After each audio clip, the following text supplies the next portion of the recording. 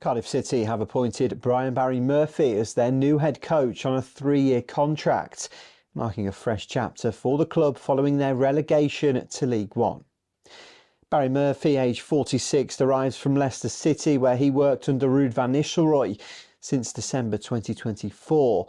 Prior to that, he managed Rochdale from 2019 to 2021 and spent 3 years overseeing Manchester City's elite development squad, nurturing talents like Cole Palmer and Romeo Lavia. In his first statement, Barry Murphy expressed his excitement about working within Cardiff's emerging talent pool and his vision to create a team that fans can be proud of.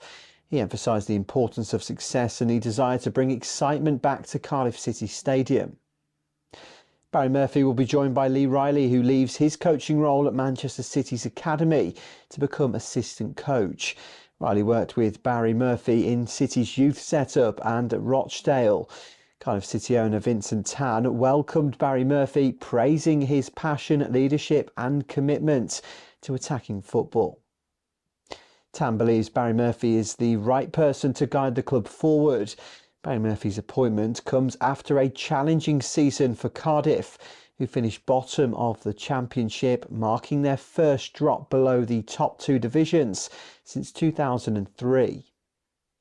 The club now looks to rebuild and aim for promotion back to the Championship under Barry Murphy's guidance. Cardiff City's decision to appoint Barry Murphy signals a clear intent to rebuild with a long-term vision.